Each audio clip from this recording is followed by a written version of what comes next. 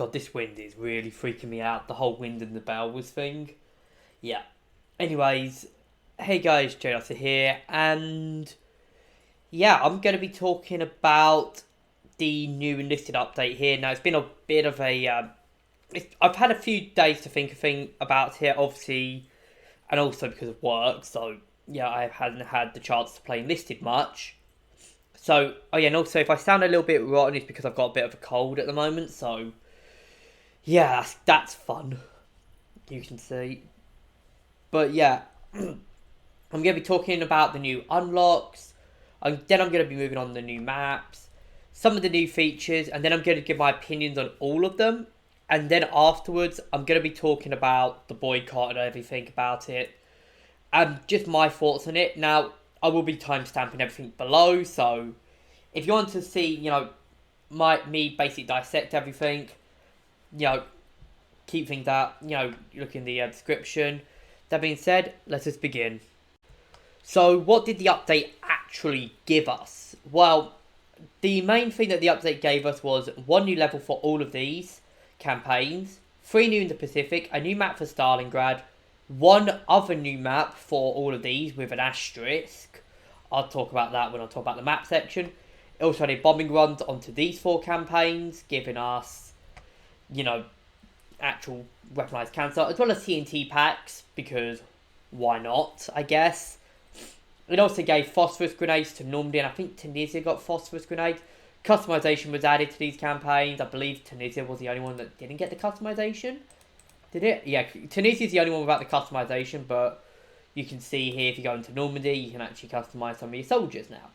Or give them call signs, and if you... Well, you already could, but you can customize the soldiers and give them, unique helmets. That is actually a pretty cool hat, which I think is kind of cool. I think it should have been... As soon as they released Stalingrad, they should have added this across all 4 campaigns. But, yeah. I think that was another thing. They also added in smoke rounds for tanks and for mortars. And, yeah, they've done a few more cool things. But let's talk about the unlocks. We'll start with Moscow, then work our way to the Pacific. Now, I will be saying in this section, I'll just be talking about what the unlocks are. Not give my opinions on that. I'll save it for later in the video. For Moscow, they got the Fedorov MG, which is essentially just what happens when you front cram a Lewis gun to a Fedorov. They also did the T-34 1941 to Moscow as well for the Soviets. For the Axis, they got the Das Reich division. This is actually Das Reich, unfortunately. So yeah, you're going to be playing as a war crime division if you buy this. With the MG42 early version, which... you can see here, it kind of looks quite cool. Got pretty good shots per minute, but yeah. And you also get the Panzer IV F2. For Normandy Allies, you get the UD-M42 for the premium squad. You also get the Hellcat, or the M20, or the M18, not the M20. I think something else. The M18, or the Hellcat, and again, I'll talk about it a lot more in depth when I talk about the different squad. When I talk about the the different unlocks. As for the Axis, they get something very spicy here. If you know, you know. If you don't know, I would recommend googling Leash Standard. And if you know, you know. If you don't know, yeah. You also get the Panzer IV-70 and what looks like a carb. The TZ 45. It generally, this thing looks like a pipe gun. Looks like the Italian version of the Sten. For the Axis Soviets, they get the 7th Guard, which have the Su-100. They also get the RD-44, which is pretty much a predecessor to the RPD. If you played any of the Black Ops games, you'll probably know what that is. As for the Axis, they get the Jagdpanzer. They also get the MG15 with the dual mags, which were of course used by the MG34 initially with the dual mags. So, pretty interesting actually. Tunisia come with a bunch of Aussies. They also get the A20G, which I'm going to be talking a lot about this when we get to it. The Axis get the Irma EMP 36, which is essentially an MP40. And they also get a Fiat plane. As for the Soviets, they get a Morsan. For some reason, it's not showing me the premium squads here, thank God. But they also get the Su-76. The Axis do actually show me the premium squads, but they get the Dicker Max, which is actually quite cool. It's hitting the 6th Army here, which I think is actually quite cool. They also get the Mortar again. Oh, God, Mortars are bad. And finally, of course, with the Pacific, they get the AT Gunner 2s, which have the M9 Bazooka. Very good weapon. One of my favourite AT weapons. So this will be very powerful in the Pacific. They get the Stuart the Flamethrower, which is essentially the M3A1 earlier, but with a additional flamethrower.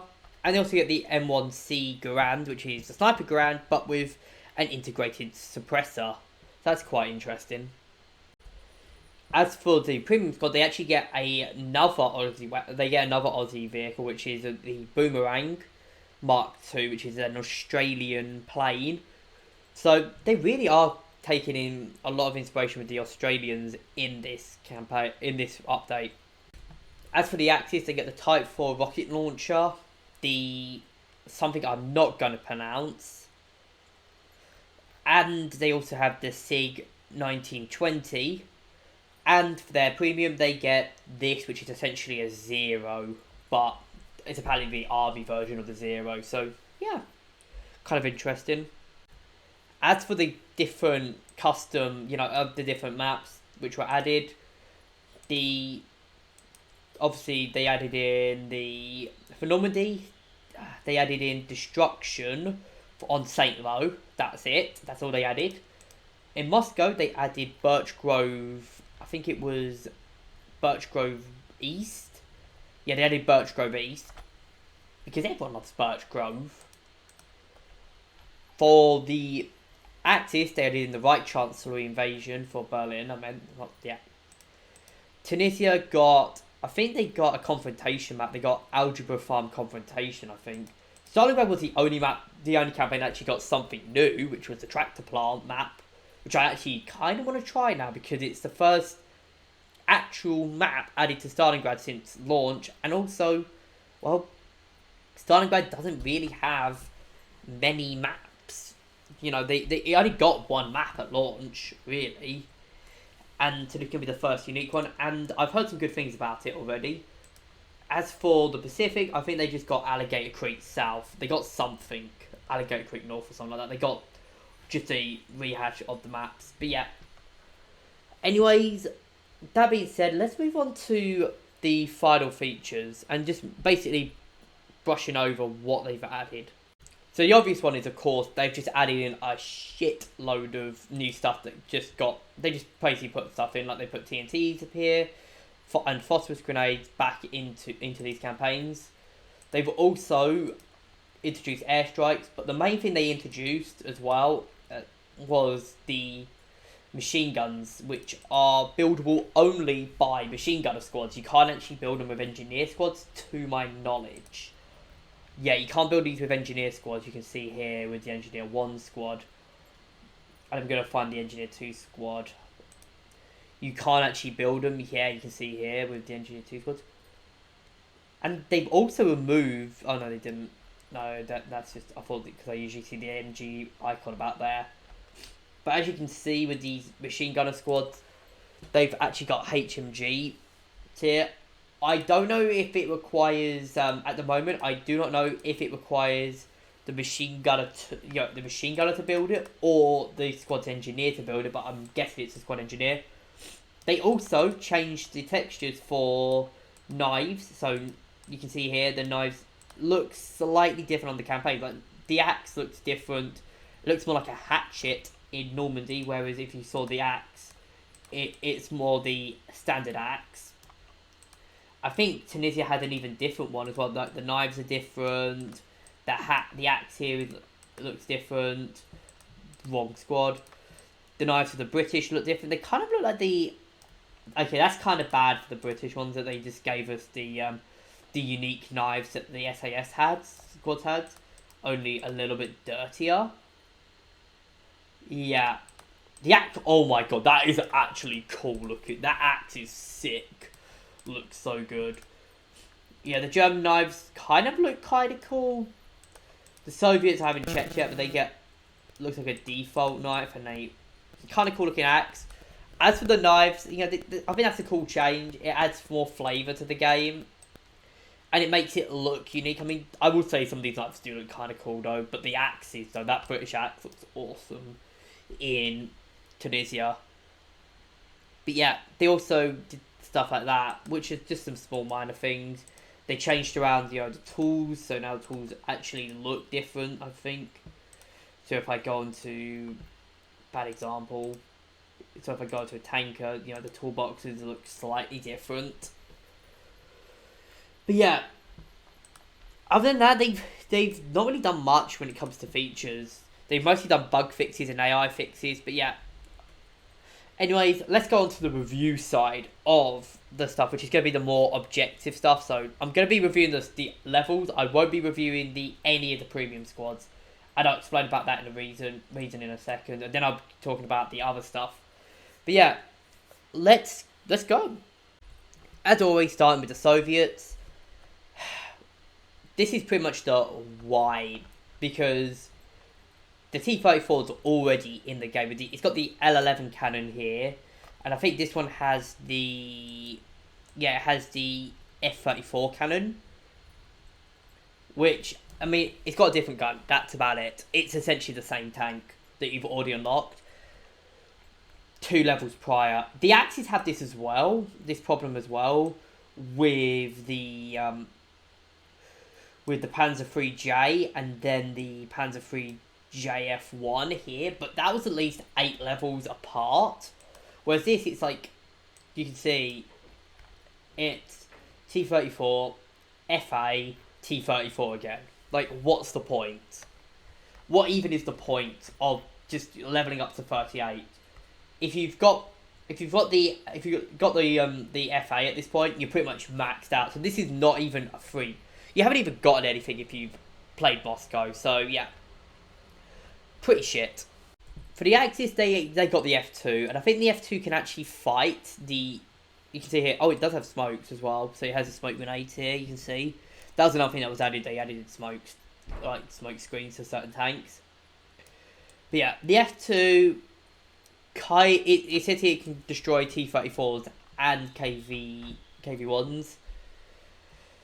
Basically, I would say this thing's actually worth it. It's a direct upgrade to the F1, so yeah. So a direct upgrade to a tank that you unlock slightly earlier, so yeah.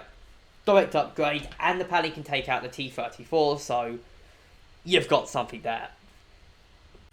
For Normandy, we've got the Hellcat here, which I knew this thing was going to get added, but I was going to say they should have brought in the Jackson instead of the Hellcat. There's not really much difference here between the Hellcat and the Wolverine. There's not really too much difference, other than that maybe more ammo for the machine gun. Like the machine gun has more ammo, but the problem is I'm not going to see this much use. I think the 76 Sherman is going to be used way more than the Hellcat ever is going to be used.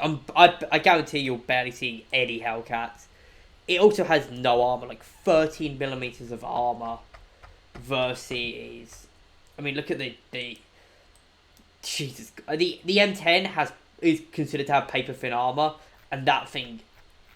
Yeah, this thing pretty much can get pierced by anything. So yeah, this thing's going to have no. This thing's never going to stand a chance in this game. I guarantee the Hellcat, no, this thing's going to have no chance at all. And this might actually top the Wolverine as the worst tank in Normandy so far. I say that, but then we have the most useless tank in Normandy, the Panzer IV-70. The problem with this, yeah, this thing's never going to be used at all. Not just because it's bad, like the other one is kind of bad, but you can see where it's got the niche use. Whereas this tank's niche use is already fulfilled. What by? The Panther and the Tiger here. Sorry about that. Voice croaks up then. But yeah, the Panther and the Tiger pretty much beat this thing 10 out of 10 times. I generally think this thing will never be used at all. And even as well, if you want to use a tank destroyer, most people who want to use tank destroyers just buy the Stug, wherever the hell that is, somewhere in this tech tree. There's a Stug somewhere in the tech tree here. They just buy the 17th Panzer Grenadier Division here. Another SS division. They just buy this Stug here, and it's essentially the exact same thing as the Panzer 470. Like, there's a reason why this thing's not seen in Berlin. I would say this thing has more of a home in Normandy than it does in Berlin, but I think this thing should be where the Panther is. The Panther should be where the Tiger is, and the Tiger should be where this thing is. I think that would be a better level of progression. Or even this thing where the Panzer 4H is. I think this thing would be much better suited much earlier in the campaign to where it is. Okay, I can really tone down the negativity on those last things because I generally think the RD-44 could be pretty good. Already, this thing was, I think this thing, could beat the DT. This is probably going to be the best. This is what everyone's going to be using. I mean, the DT is pretty good, so I think this thing will beat it. It'll probably be what the Browning is on Normandy, so beating out a very solid side grade option. But I would say it's a bit better than the Browning. By Browning I mean the A6, because the A6 is powerful and is one of the most overpowered weapons in the game. But this thing just has some really good. I think this thing will be very solid, and it feels the same role as the DT, so it's going to be a direct upgrade. This one's going to be very interesting though, the MG15, because this thing is probably going to be more like a running. It might be used more like a running gun, even though it says it's an aircraft. But this thing could be used as, I think will be probably used as either a running gun, kind of like the MG13, but with more ammo, or a more of like a static. So it could probably pull both positions off. Well, Jesus Christ, that fire rate! It's also got some really cool iron sights, so yeah, this could be pretty cool. I think, Berlin's pretty much got direct upgrades, I think, to what they already had. Oh god, that blur. I would generally say this might be the most overpowered vehicle in the entire game in terms of aircraft. This has the potential to be the most overpowered vehicle, and that is because it's got 12 M8 rockets, shitloads of machine guns, a rear gunner, and just, this thing might become the most overpowered vehicle in the game. Now, the reason I'm saying this is it's essentially a P-47, but with more rockets, more powerful rockets, I think, the H1. So, this thing is going to scream death. Like, this thing is going to be what the Beaufighter is. Like, this thing's going to be even more powerful than the Beaufighter here. Like, the Beaufighter, if you thought this thing was powerful with its 8 rockets, and it's, does it have a rear gunner? Yeah, it has a rear gunner. Yeah, imagine now 2 rear gunners. I'm pretty sure this thing has 2 rear gunners, as well as a shitload of rockets. Yeah, this thing's basically going to be what happens if the P-47 and the 188 has a baby. Generally, Tunisia Axis players, I feel bad for you because Tunisia Axis has such a great loadout, but it just gets shafted in every single fucking thing because the Americans just get so much great stuff. So the Axis get the Fiat G55, which when I first looked at it when it came out, I thought, okay, this could be the thing like the kind of like what the P-47 versus the Focke-Wulf 190 is. But unlike the Focke-Wulf 190, which has a bunch of cool stuff to it, this kind of doesn't have, it kind of has some advantages, and it kind of has some disadvantages. I think this will be it won't counter the A20. The A20 will be the aircraft. Like, I was predicting this before it came out, that the A20 would be a blitz machine. yeah, I think this thing will do nothing really. I don't think the A20. I think the A20 will destroy this thing quite quickly, and with the new machine guns, which could potentially shoot down aircraft. Today's your Axis, you better prepare your anus for even more anal fucking, basically. No one cares about Stalingrad. They got mortars. Who cares? Okay, I generally have a lot to talk about with this one because they added in a shitload to both sides. For the Americans, I can safely say that the M9 bazooka is going to be incredibly powerful, and it's going to be the upgrade the M1 was supposed to be. So, yeah, the M1 already is pretty shit. I've already made a bad weapons of Enlisted video. Go watch that if you haven't, for my opinions on it. But this is basically, you're giving instead of the M1, you've got the M9, which I've said is a direct upgrade to the M1. So yeah, M9, very good. For the Flamethrower Stuart, honestly, this thing will be very powerful. You've already got so this thing is pretty much a direct upgrade to what the Allies already have with the M3 Stuart here. You've got this Stuart, but you're basically giving it a flamethrower, as well as not really sacrificing anything for that flamethrower. Generally stating, this thing could be the best tank in the Pacific for the Allies. So yeah, as for the M1C Garand, it's essentially the Garand, but it's got a flash suppressor. So it's got the same. It's also got a 2.5 scope. Where I don't know what the Garand in Normandy has. So the Garand in Normandy is actually different to this one. So the Sniper Garand in Normandy has a 6. So for a start, it has a 6 scope. It also has its scope angled slightly.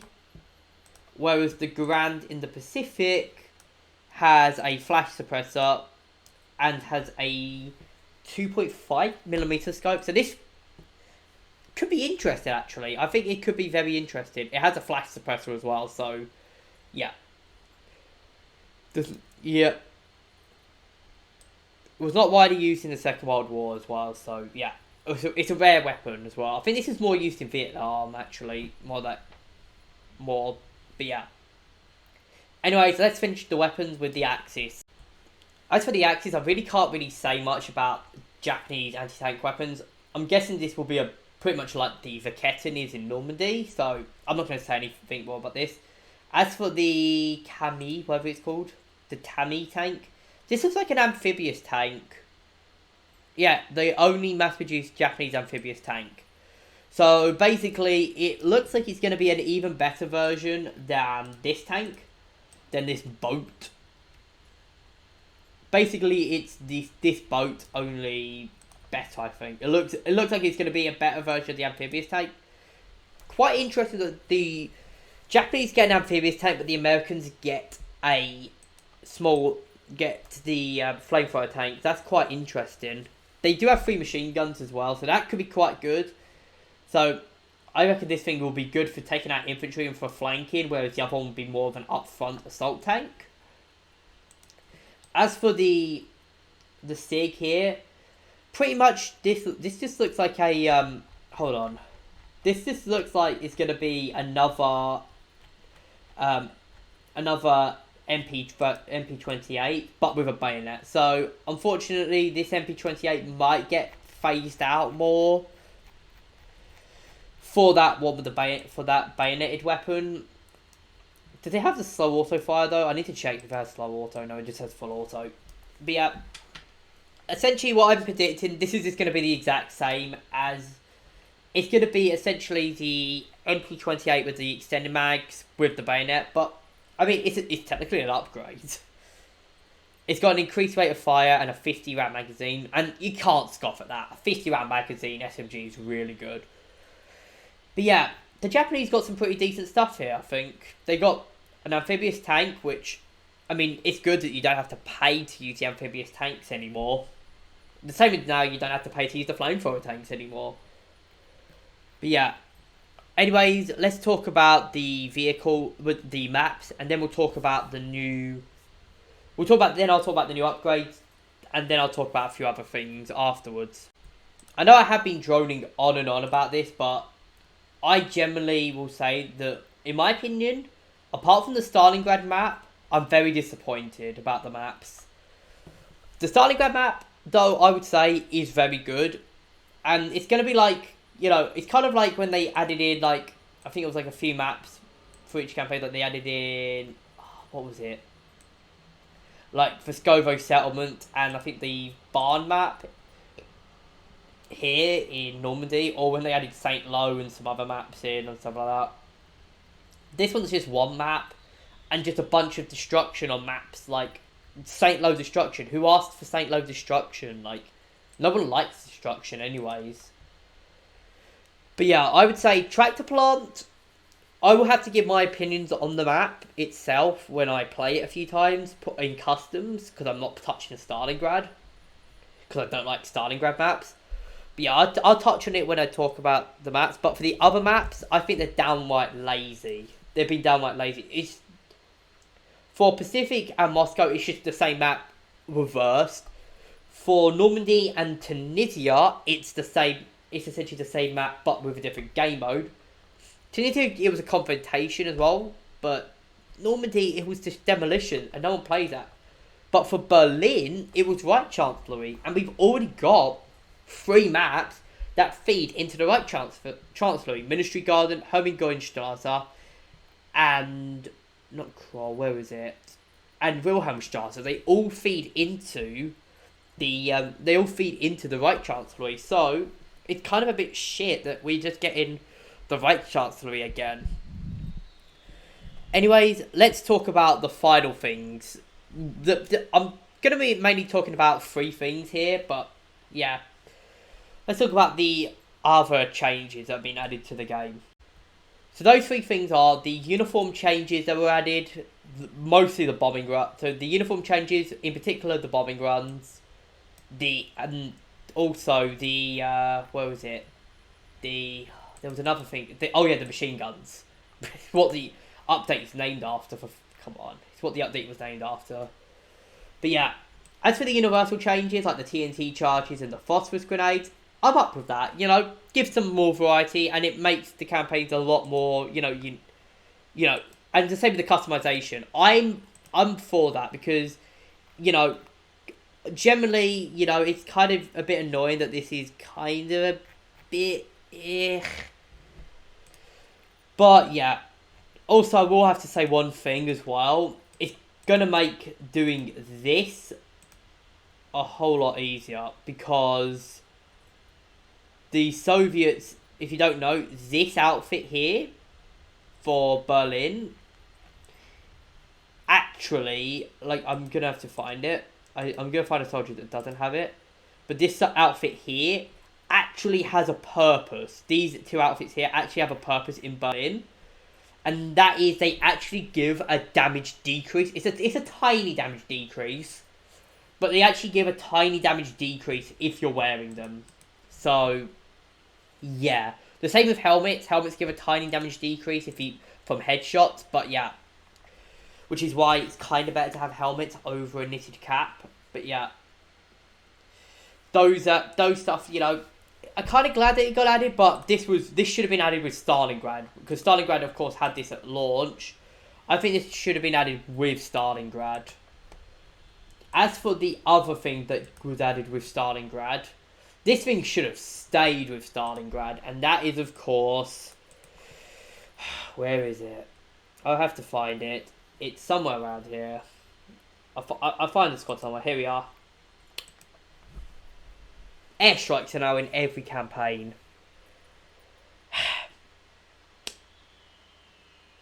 Yes, airstrikes are with every campaign.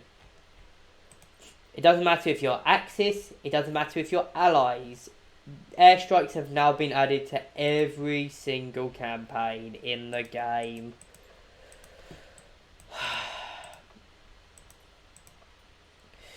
And it sucks. Honestly, airstrikes in my opinion, one of the worst things in Stalingrad. And they've added them to Moscow, they've added them to Normandy, they've added them to Berlin, they've added them to Tunisia. What's it going to do? It's going to make the maps much more explosive. No one was asking for this. In fact, more people, I reckon, were asking for it to stay in Stalingrad. When they appeared in the Pacific, people were unhappy, but they should have stayed in these two campaigns. I think they should have stayed in Stalingrad, personally, because they are impossible to shoot down. I think they've been nerfed a little bit, but they were impossible to shoot down originally. And now they are pretty much in every campaign, and it sucks. Oh, and also, the other one was machine guns, which, I mean, cool, I guess. I mean, it's cool that they were added, but this was the highlight, supposed to be the highlight of the campaign. Remember when Burning Skies came out and they gave us fucking Katyusha tanks or Calliopes? Yeah, that was giving us hell, but at least they balanced them well. I don't know how these things are going to get balanced, but yeah.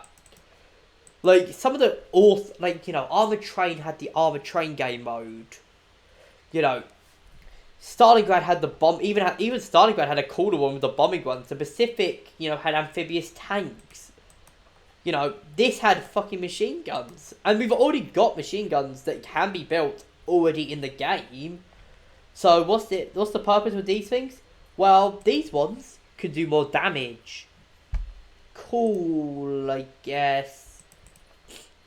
In all honesty, I'm probably not going to be using these. I'm still going to be pretty much going to go straight down this tech tree, grab these, grab the engineer, grab both these engineers, grab the bomber, go down this tree, go down this tree. That's how I'm always going to do it, and then I'm going to grab the machine gun. It's going to be like the last thing I grab, probably, because it's probably going to be the least worth thing to grab. I'm probably going to grab pistols for machine gunners before I grab the other, before I even grab this. Like, you can see here, when I was leveling up when I got the level up order, I literally had everything maxed. And I'm probably going to have that. I'm probably going to have everything maxed, other than and then keep the machine gun till dead last. But yeah, I just don't think this is a big highlight of the update. I think it would just, if it was there, kind of like with the whole, when the whole day-night cycle in Burning Skies was there. The day-night cycle was cool and all, but it wasn't the main face of the update. It was just there. I think that's what the machine guns should have been. But yeah, there's one more thing I need to talk about with this update. And that's the boycott. I had to talk about the boycott for good reason. If you don't know what's happened, a bunch of YouTubers... Well, it started with Joey, who's one of the best players in the game. Probably the best player in the game. He basically made a statement and said, look, boycott buying premium squads for this. Boycott buying premium squads, boycott buying everything with this update. Quadro continued with this sentiment by saying boycott the game when it came out, which is actually why this which is one of the reasons why this update took a long time to come out. But he also said boycott the premium squad purchases. And, Enlightened also came out with his video, which I would highly recommend watching. Watch Enlightened Enlisted's video for more information on this, but generally, I think it was a really good, well-made video. My opinion is, this is going to do fuck all, okay? And I know, and I mean, this will do absolutely fuck all for the community, because there are people like me who don't buy premium squads and will literally swear by their morals and not buy premium squads. I don't buy a single premium squad. I'm pretty sure the only two YouTubers out here who will stick to the morals and not buy a single premium squad after this is me and Napoleon Total. And Napoleon Total doesn't even have premium time. But someone like me, I've got the resources to stick by my morals. So I've got the resources to stick by my morals. I can stick by my morals. I'd say, I'm not going to buy it because, I don't see the purpose of these. Yeah, I miss out on not using these tanks, for example, or not using the 43M or the Gavir 41. I'm not going to be able to use these in Normandy, but I don't care for the boycott. But I think the problem is that many YouTubers, they'll be like, oh, boycott all premium squads, but they'll just upload themselves. Oh, here's a review on this brand new premium squad to the game. Here's the Leash Standard premium squad. Here's the news of it. But yeah, but I think it's going to be, even though they were boycotting it like 5 minutes ago. I mean, hell, some YouTubers have already made videos on the premium squads already. But for me, I think that, obviously I'm going to keep boycotting it the same way I boycotted Stalingrad, and I still haven't bought Stalingrad yet. Even though people are always saying, oh, buy Stalingrad, buy Stalingrad. Even if you buy me Stalingrad, I'm still never going to play it. I hate the campaign. The same as if someone gives me or buys me a premium squad, I'm not going to use it. I think the only time I've ever considered using premium squads is when I bought these on the release up to the Pacific, because I had trust that the Pacific was going to be good. Now, obviously, I haven't played much of the Pacific because the Pacific came during a time where I couldn't play the game often. But yeah, I would say that that's something that I put my money in on that, and the same with premium, because I know it's. But after this, I'm never buying the Battle Pass again. I'm probably not going to buy premium account. Renew my premium account for the 1 billion days that I've got it for. I'm never going to do anything like that again because, well, what's the point? Darkflow has shown with these updates that they will do the most half-assed update. Like, look at the maps as well. There was only one map that was added, which is one map added to Stalingrad. There is only, and then you look at all of the other stuff, like, who's going to use this fucking Panzer IV here, when they've got the Tiger, or the Panther, who's going to use this? It is half-baked update. The updates are half-baked as fuck, and the last update was just as bad. Like, this Thompson, I'm not going to, like, I don't even know if I'm ever going to use, if I even want to level up this campaign anymore. Like, I generally don't know if I want to level up Normandy anymore, because what's the fucking point? Like, I think that's where I'm at this stage of the game. It's like, what's the point? Like, I don't upload YouTube often anyways because, of my work. But this update is literally more of a what's the fucking point of trying. Like, they do try sometimes with Berlin. Like, you can see here with Berlin, they actually gave us a decent option. But most of the creativity at the moment is going into the premium squads. Like, the AS-44 should, in my opinion, should have been in the tech tree. We should have got the AS-44 alongside instead of the FA. We should have gotten, I mean, stuff like the Belt-Fed DP, that makes sense, not keeping it in the campaign. Or stuff like, say, unique weapons that don't see much use. Like, for example, I don't know, the MP18, or the modified field gun, grease gun, Give it as a premium squad. I don't care. Or even the M42, because they're rare weapons. But then you get stuff like, you get stuff which were actually, which aren't just, rare weapons, but, are big game changers. Or you get stuff which are fucking, look at the Stug. The Stug's one of the most iconic vehicles of the war. But you can't actually play it unless you pay. Because even in Stalingrad, where it's in the tech tree, it's not behind the paywall. Like, I don't get, like, or look at, I mean, Stalingrad as well. Look, you got a mortar, and then the previous squad's a fucking Dickervax, or an SU-80, or an SU-76, another iconic vehicle. I generally can't, I generally do not know what to say. I mean, it makes sense with some of these, like the Night Witches squad, for example. Here, that's a famous historical squad. Probably one of the most famous historical Soviet squads or technically it was a squadron of the war. But I don't know. I generally do not know. Generally, I just had to get it off my chest. Really, I've been recording for a long time, but yeah. Anyways, I guess that'll be it really for this video. I don't really have much else to say. I generally think this is a poor update. I don't know if I'm even going to be playing this game anymore. Like what's even the point of playing, this game anymore? Look at some of the stuff that's been added. It's not even that. Like, some of this stuff that's added, yeah, it's cool and all. Like, look at the, the smoke grenades on the tanks. That's cool and all, but it's going to be, all the machine guns. They're cool, but that's the thing. These are just, oh, that's cool. What's the rest of the update? Oh, that's all. That's it. I generally can't. That's Anyways, I think that's a good point to end this video on. I think personally, I'm still gonna boycott I'm still boycotting premium squads. I'm still boycotting everything like that. But I'm still changing it. I'm not putting a single penny into this game anymore. I'm not buying any more premium time. I'm not buying any more battle passes. I'm not buying anything more.